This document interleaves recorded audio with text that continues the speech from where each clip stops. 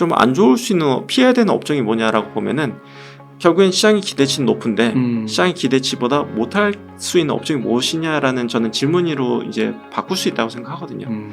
저는 뭐 최근에 이제 뭐 2차 전지라든지 아니면은 뭐 로봇이라든지 아니면 뭐 인공지능 그리고 뭐 챗GPT 뭐 이런 것들 다양한 이제 테마들이 형성된다고 봤을 때는 저는 그 중에서 약간 위험해 보이는 거는 르네상스 자산운용에서는 그 시가총액 네. 기준으로 봤을 때 그런 기준이 있을지 없을지 모르겠는데 어느 정도 이렇게 이상으로 투자를 하세요?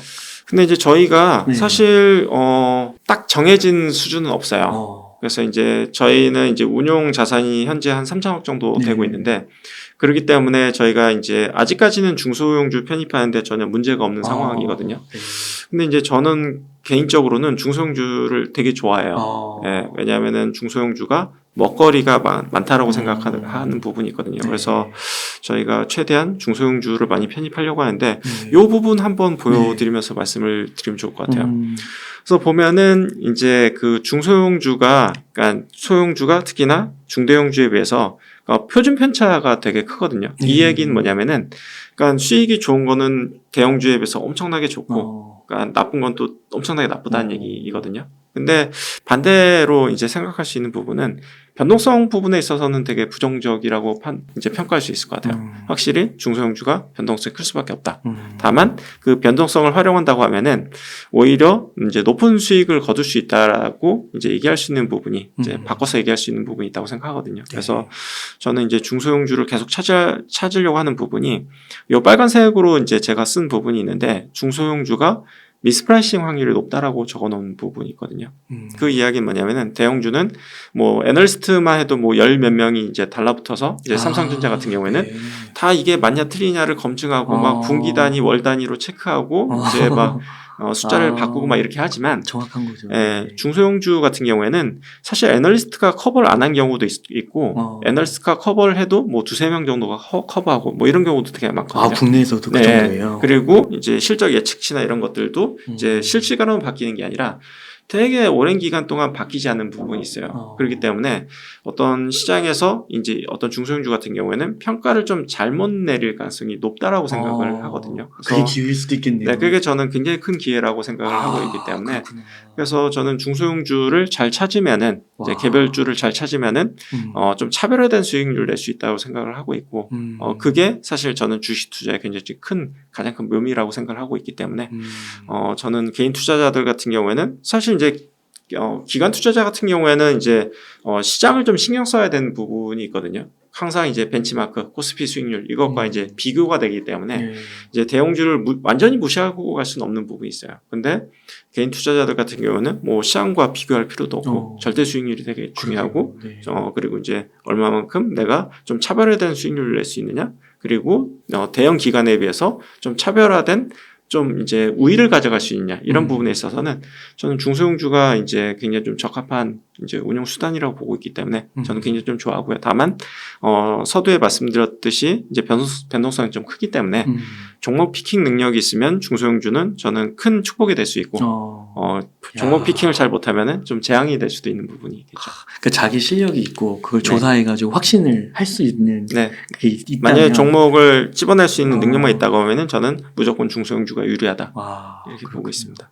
그래서 여기 보니까 되게 의미심장하네요. 찰리와 나가 이제 워런 버핏인가요? 네, 그렇죠. 그래서 이제 버핏 같은 경우에도 이제 뭐 이 이야기를 하셨어요. 그러니까 매끄럽게 연 12%가 뭐가 중요하냐. 들쑥날쑥해도 이제 15% 내는 게 자기 훨씬 더 중요하다. 이렇게 얘기를 했고요.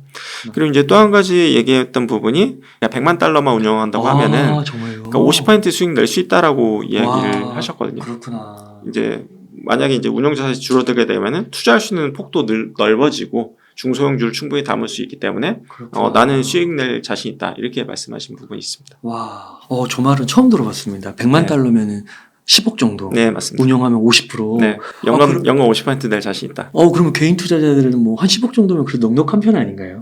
근데 이제 10억 자산 정도면은 뭐 충분히 개인 투자를 할 만한 자산이고요. 다만 이제 자산이 저는 중요한 것보다는 자산은 1억이어도 사실 저는 관계없다고 생각해요. 근데 이제 수익률을 충분히 방어하거나 충분히 수익을 낼 수 있느냐. 그러니까 실력이 저는 더 중요하다고 생각을 하고. 그러니까 그 부자 보고서인가 거기 보니까 금융자산이 10억 네. 이하면 10억 정도면 네. 부자니까 네. 그거 많이 안 갖고 계신 거잖아요. 아, 그렇죠. 대부분들이. 왜냐하면은 금융자산 10억을 가지고 있으려고 하면은 음. 전체 자산이 한 50억에서 100억 정도는 돼야 되는 부분이 그러니까. 있죠. 네. 그러면 개인 투자자분들은 진짜 중소형주 공부 자신 있고 주식 투자 네. 나 한번 해보겠다 하면 네. 워런 버핏도 말씀 저희가 되게 막 좋아하잖아요. 네. 받들려고 근데 하고. 뭐 아까도 이제 슈퍼개미 잠깐 말씀드렸지만 슈퍼개미 분들이 저는 대형주 투자하는 경우를 거의 본 적이 없는 것 같아요. 아 그래요. 네, 네. 대부분 중소형주 투자다. 아 삼성전자 이런 거 그럼 안 사시는? 아, 그런 거 투자하시는 분은 거의 본 적이 없는 것 같아요. 아 그렇구나. 네. 그러면은 중소형주라고 하면 시가총액이 대략 어느 정도가 되는 거예요? 이제 시가총액 기준으로 그러니까 되어 있는데 네. 어떤 기준으로 되어 있냐면은 이제 시장에서 분류하는 거는 이제 1등부터 100등까지가 대형주로 하고요. 그리고 100등부터 이제 300등까지를 중형주. 그 밑에를 이제 소형주라고 부르는데요. 보통 시가총액 기준으로 봤을 때는 한 5천억에서 한 8천억 정도 언더면은 이제 소형주로 분류된다고 봐도 좀 무방할 것 같아요. 왜냐하면 이제 시장이 이제 올랐을 때는 그 기준이 올라가고 떨어졌을 때는 떨어지기 때문에 뭐 정확하게 얼마다라고 말씀드릴 수는 없겠지만 뭐 그 정도 수준이면은 이제 소형주로 분류될 수 있다. 그럼 5천억에서 한 1조 정도가 중형주가 되는 건가요? 5천억에서 한 2조, 3조 2조, 3조 정도는 더 넘어설 것 같아요. 아, 제가 투자하고 있는 것들은 다 크네요. 네. 대형주로 돼 있네요. 근데 이제 그냥 사실 이제 시장의 분류 기준이 이제 소형주로 그렇게 분류가 되어 있고요. 그냥 이제 개별적인 느낌으로는 한 1,000억에서 3,000억 정도 되면은 소형주로 좀 보이는 것 같고요. 만약에 한 500억, 800억 요 정도 된다고 하면은, 그러니까 저희 같은 기관에서도 조금 접근하기가 좀 쉽진 않아요. 예, 이제 그 정도 수준까지 1,000억 언더로 떨어지게 되면은 실적 변동성도 크고 주가 변동성도 더 커지거든요. 그래서 이제 조금 더 좀 면밀한 분석이 좀 필요하겠죠. 그러면 아까 한 2년 정도 평균적으로 네. 보유하신다고 하셨잖아요. 네. 그러면 예상 실적 그것도 한 2년 정도만 예상하시는 거예요? 네. 왜냐면은 추정은 하는데 좀 못 맞춘다고 봐요. 3년부터는 완전 많이 떨어지는 거고요. 네. 그러니까 뭐 적중 확률이 확 떨어지는 거죠, 사실은. 네. 그런데 또 그게 그 기업이 단순히 싸다고 해서 네. 사면은 안 되지 않나요? 미래에 또 어느 정도 성장성은 좀 있어야 네. 그게 또 주가가 오르는 거 아닌가요? 그래서 저는 이제 조금 촉매라고 저는 이야기를 하는데, 그러니까 단순히 싼 것들을 저는 그런 것들을 많이 좋아하지는 않아요. 예, 왜냐하면은 주가가 오르려고 하면은 무언가가 있어야 되는데, 그러니까 싸다는 이유만으로 오르던 시기는 좀 많이 지난 부분이 있긴 하고요. 그리고 이제 그런 기업들이 대부분 ROE가 낮기 때문에 시간이 내 편이 아니라 이제 내 편이 아닌 경우가 되게 많이 있어요. 그러니까 효율성은 시간이 지날수록 더 떨어질 수 있는 부분이 있다 보니까요. 그래서 저는 이제 두 가지 요건이 맞아야 된다고 생각하는데, 네. 결국에는 저평가되어 있어야 되고 또 한 가지는 상승할 수 있는 무언가가 있어야 된다. 이제 그 무언가라는 부분은 결국에는 실적이다라고 저는 바라보고 있고요. 그럼 실적이면은 정고점을 돌파하는? 꼭 그럴 필요는 없는 것 같아요. 그럴 필요는 없어요. 예, 그러니까 이제 과거 대비했을 때 만약에 실적이 뭐 깨져 있는 경우라고 하면은 그 깨진 실적에 비해서 그러니까 개선될 수 있는 모멘텀을 보여줄 수 있냐가 될 수 있을 것 같고요. 만약에 꾸준히 성장하고 있는 기업이라고 하면은 뭐 시장에서 예측하는 부분을 거기에 부합하는 성장을 할 수 있느냐, 뭐 그 부분을 중요하게 볼 것 같아요. 그러시군요. 그러면은 한 2년 정도 보유하시면 네. 그 기대하시는 수익률은 어느 정도 되세요? 기대 수익률은 보통은 이제 연평균 기준으로 봤을 때 한 15% 정도씩은 보고는 있어요. 네. 근데 이제 저희가 이제 뭐 15%는 전체 펀드의 목표 수익률을 사실 얘기하는 부분이 있고요. 이제 개별 기업별로 봤을 때는 그래도 그러니까 목표치는 한 30%는 먹을 수 있는 걸 찾으려고 많이 노력을 하죠. 왜냐면은 저희가 이제 사면서 주가가 움직일 수 있는 부분도 있고, 혹은 이제 저희가 틀려서 기대치 못 미치는 경우도 있을 수 있고, 뭐 다양한 경우가 있을 수 있기 때문에 그래도 한 30% 정도씩은 이제 저희가 기대할 수 있는 종목들을 찾으려고 노력을 하고요. 현실적으로 그렇다고 해서 저희가 다 모든 종목에 있어서 그런 수익률을 낼 수 있는 건 아닙니다. 네. 그러면은 이제 정말 궁금한 건데요. 네. 요즘 좀 좋게 보시는 섹터나 주식 혹시 있으실까요? 제가 네. 최근에 네. 가장 좋게 보고 있는 부분은 리오프닝이에요. 네. 그래서 이제 요 차트 보면서 이제 몇 가지 말씀드릴 수 있을 것 같은데요. 그러니까 리오프닝이라는 부분이 뭐 사실은 2, 3년 전부터 이야기는 많이 됐던 카테고리예요. 근데 실제로 그런 기업들의 실적은 지난 2, 3년 동안 그렇게 드라마틱하게 좋아진 부분이 없었어요. 근데 올해 1분기 혹은 2분기를 기점으로 해서 뭐 이런 기업들의 실적이 좀 드라마틱하게 좋아질 수 있는, 우리가 정말 눈으로 확인할 수 있는 시기가 왔다라고 저는 판단을 하고 있거든요. 그래서 거기에 해당될 수 있는 게 뭐 항공이나 카지노, 뭐 화장품, 그리고 뭐 텍스 리펀드, 그리고 엔터, 뭐 이런 기업들을 얘기할 수 있을 것 같은데, 항공을 예를 들어서 말씀드리면은 지금 항공권 같은 경우에 엄청나게 가격이 올라갔어요. 근데 이제 사람들이 뭐 2년에서 3년 정도 이제 여행을 못 가다 보니까 대부분의 이제 여행객들이 비싸도 이제 여행을 가겠다라는 의견들이 되게 많거든요. 그래서 실제로 일본 이제 항공권 같은 경우는 과거에 비해서 지금 한 2배, 3배 정도 값이 올라온 상태임에도 비행기 불구하고, 탑승만 해도 막 몇 시간 기다린다고 그러던데. 네, 그렇죠. 그럼에도 불구하고 지금 뭐 다 매진이 될 정도로 엄청나게 몰려있는 상태인데, 예를 들어서 이제 과거에 똑같은 항공권을 팔았는데 이 항공권을 2배에서 3배 가격에 팔고 있기 때문에 특히나 이제 저가 항공사들 같은 경우에는 1분기부터 실적이 엄청나게 좋아질 걸로 보고 있거든요. 네. 그래서 이런 부분은 굉장히 예측 가능하거나 손에 잡히거나 가능성이 굉장히 좀 높은 이슈다, 이렇게 볼 수가 있을 것 같고요. 그리고 이제 카지노 같은 경우에도 요 장표 중간 밑에 그래프가 이제 파라다이스의 이제 인당 드롭액이라고 해가지고 요게 카지노가 인당 이제 카지노 하는 금액이라고 그냥 보면 되거든요. 근데 이제 일본 VIP 고객들의 인당 드롭액을 보면은 2019년도는 이제 코로나 터지기 이전이죠. 이제 2022년, 그러니까 작년 하반기를 보면은 인당 한 2,700만 원에서 예를 들어서 인당 4천만 원을 상회하는 수준으로 올라섰어요. 네. 요거는 어떻게 생각하면 되냐면은 2년에서 3년 정도 카지노를 못 했어요. 네, 그러다 보니까 세이브가 된다. 네, 자산이 세이브된 부분도 있고 약간 억눌렸던 부분이 있기 때문에 한번 이제 크게 즐기고 싶은 그런 부분이 될 수도 있을 것 같은데요. 요게 이제 리오프닝과 관련된 주식들의 전반적으로 나타날 수 있는 부분이에요. 그러니까 아까 말씀드렸지만 항공권도 2배, 3배 가격이지만 일단은 질러서 가게 되는 이런 부분도 있고, 카지노도 과거에 1,000만 원만 배팅했다고 하면은 2천만, 3천만 원 배팅할 수 있는 부분들이 발생을 했다. 그리고 그거는 실제로 수치로 확인됐던 부분이 있다라는 부분이 될 것 같고요.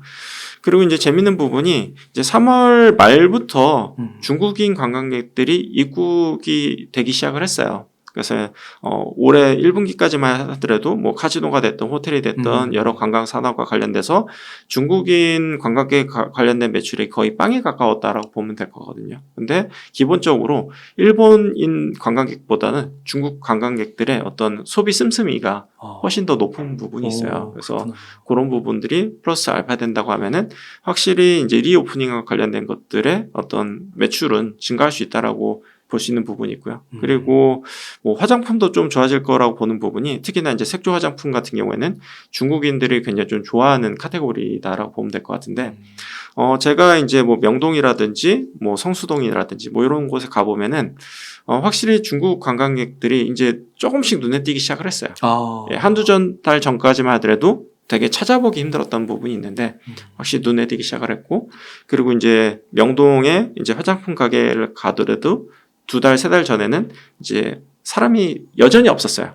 근데 최근에 가보면은 확실히 관광객들이 많이 늘었다라는 거를 체감할 수가 있는 부분이 있거든요. 그리고 실제로 뭐 뉴스 기사 검색들을 보면은 지난해 대비했을 때 뭐 몇 배씩 이제 매출액이 증가하기 시작했다, 화장품 가게에서 뭐 이런 뉴스들이 있는 걸 보면은 확실히 리오프닝 효과가 나타나기 시작했다라고 생각할 수 있는 부분이 있고요. 그리고 뭐 텍스 리펀드 사업 같은 경우에도 결국에는 외국인들, 일본인들, 중국인들, 관광객들이 들어오게 되면은 그와 관련된 매출액이 증가할 수밖에 없는 부분들이 있을 것 같고요.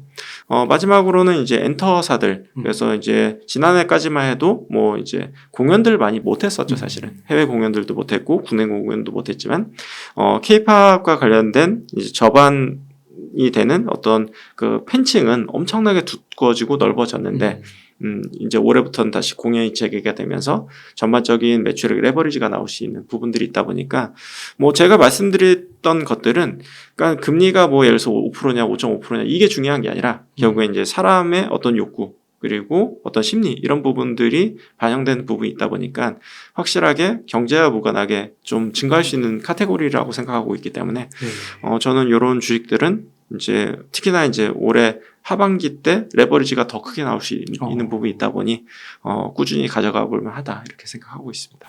그렇군요. 지금 말씀해 주신 거 보니까 진짜 노선 증편도 거의 회복이 70-80% 막 이렇게 네, 가지고 아직까지 안 됐는데 지금은 이제 회복률을 보면은 요 중간에 있는 게 이제 현재고요. 그러니까 네. 중국 같은 경우는 지금 5.7%, 일본하고 동남아 같은 경우는 80에서 한 88% 정도까지 회복이 된 상태인데 올해 이제 하반기 봤을 때는 이게 한 90%까지 회복된다고 보면은 지금보다도 훨씬 더 업사이드 폭이 남아 있다 이렇게 보면 될 것 같아요. 그렇군요. 그 억눌렸던 그런 욕망들이 네, 그런 것들이 이제 분출되면서. 분출되는 시기가 올해 이제 눈으로 확인할 수 있는 시기가 될 것 같다. 그것도 되게 며칠 전에 엔터 얘기하셔가지고 네. 제가 엔터 주식들은 본 건 아닌데 그 BTS 솔로 네. 앨범이 그 1등 했더라고요. 전 세계 1등. 네. 되게 놀라운 것 같더라고요. 그래서 그 저변 자체가 엄청나게 확대가 된 건 사실인 것 같아요. 그리고 우리나라가 이제 글로벌하게 정말 경쟁력을 가져갈 수 있는 몇 개 안 되는 업종 중에 하나인 것 같아서 뭐 긍정적인 것 같습니다. 네. 그래서 리오프닝을 좋게 보신다. 네.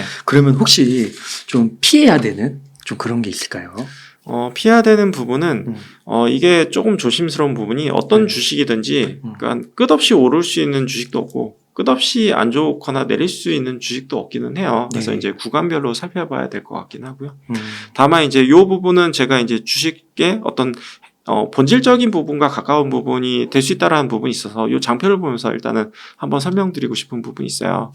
그래서 저는 이제 시장 기대치가 좋아지는 부분도 있죠. 엄청나게 중요하다고 보는 부분이 왼쪽 위에 그래프가 이제 어닝 서프라이즈가 나온 기업들의 이제 주가 실적이거든요. 그래서 이제 우리가 예상했던 것보다 실적이 더 잘 나온 것들의 이제 주가 퍼포먼스를 보면은 분기 실적이 됐든 연간 실적이 됐든 시장 대비해서 굉장히 좀 높은 성과를 보인 것을 알 수가 있어요. 그래서 확실히 잘 나오는 것도 중요하지만 시장의 기대치보다 더 잘 나느냐가 되게 중요하다고 보면 될 것 같고요. 반대로 오른쪽 그래프를 보면은 시장의 기대보다 좀 못했던 것들의 수익률이 굉장히 좀 안 좋았다는 것을 알 수가 있어요. 근데 이제 요게 예를 들어서 이런 기업들도 포함이 됐어요. 그러니까 우리가 20% 정도 이제 이익이 증가할 줄 알았는데 10%만 증가했다라고 보면은 어찌됐든 10% 성장을 했잖아요. 근데 이런 경우에는 이제 시장에서는 상당한 어닝 쇼크로 받아들일 가능성이 높다라고 보면 될 것 같기 때문에 절대적인 어떤 이익 성장의 그 숫자도 중요하지만 이게 과연 시장의 기대치를 능가했느냐, 능가하지 못했느냐가 중요하다라는 부분이 될 것 같고요. 그래서 이제 또 한 가지 재밌는 부분은 이 왼쪽 밑에 그래프가 이제 카카오의 기업 주가를 나타내는데요. 요게 2019년부터 21년도 1분기까지 한 번도 분기 영업이익이 컨센서스를 하회한 적이 없더라고요. 그렇구나. 예, 이때는 이제 뭐 다양한 이제 플랫폼의 어떤 가치라든지 자회사 가치 이런 부분들이 다 시장에서 인정받은 부분도 있긴 하지만 좀 더 본질적으로 저는 이제 기업 이익 관점에서 봤을 때 기업 이익도 엄청나게 좋았다 이렇게 보면 될 것 같고요. 다만 이때 이후 주가가 이제 쭉 빠졌는데 신기하게도 2021년 2분기부터 현재까지 분기 영업이익이 한 번도 컨센서스를 상회한 적이 없었어요. 계속해서 이제 시장의 기대를 하회했던 부분이 있거든요. 그래서 결국에는 시장의 기대치가 엄청나게 중요하다. 절대적인 수치도 중요하지만 이렇게 볼 수 있는 부분이 있고 마지막으로 한 가지 더 예를 드리고 싶은 부분은 2차 전지가 그러니까 주가가 엄청나게 좋았잖아요. 근데 그 이유가 뭐냐면은 결국에는 시장에 기대했던 것보다 수주가 엄청나게 나왔다라는 부분이거든요. 네. 그래서 이제 방금 말씀 주셨던 질문으로 다시 돌아가 보면은 좀 안 좋을 수 있는 피해야 되는 업종이 뭐냐라고 보면은 결국엔 시장의 기대치는 높은데 시장의 기대치보다 못할 수 있는 업종이 무엇이냐라는 저는 질문으로 이제 바꿀 수 있다고 생각하거든요. 근데 이제 그런 시장의 기대치를 받는 종목들은 어떻게 보면 또 테마주 어떤 테마 형성된 주식들이라고 볼 수 있는데 저는 최근에 이제 2차 전지라든지 아니면은 로봇이라든지 아니면 인공지능 그리고 챗GPT 이런 것들 다양한 이제 테마들이 형성된다고 봤을 때는 저는 그 중에서 약간 위험해 보이는 거는 챗GPT 관련된 것들인 것 같기는 해요.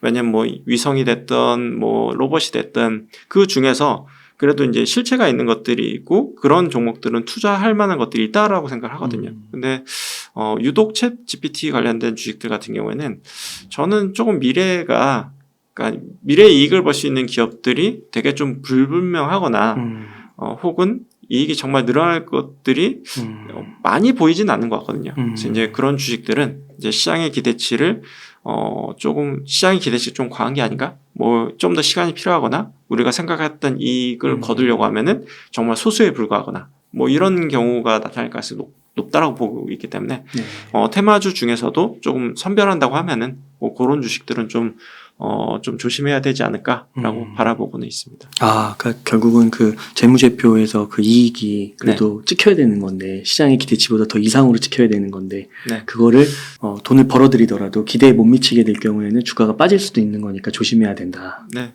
챗GPT를 말씀드린 부분은 챗GPT 관련된 어떤 뭐 예를 들어서 챗봇이라든지 지금 이제 관련된 기업들 같은 경우는 다 이제 챗봇 정도 수준이에요. 이제 그걸로 향후에 이제 발전시켜 나갈 수는 있겠지만 생각보다 이제 챗봇을 만드는 회사들 생각보다 되게 많고 어떤 회사가 과연 앞설 수 있는가라는 부분에 있어서 저는 검증이 되게 어렵다라고 첫 번째 보고 있고요. 그리고 그 시장이 커가는 건 맞지만 누가 이제 메인 플레이가 될지 그리고 누가 돈 버는 애가 될지 혹은 향후 2, 3년 내에 이 시장이 엄청 커져서 누군가가 엄청난 돈을 벌게 될지 뭐 이런 부분을 감안했을 때는 저는 아직까지는 보이는 부분이 없거나 약간은 보수적으로 봐야 되지 않을까라고 생각되는 부분이 있는 거죠.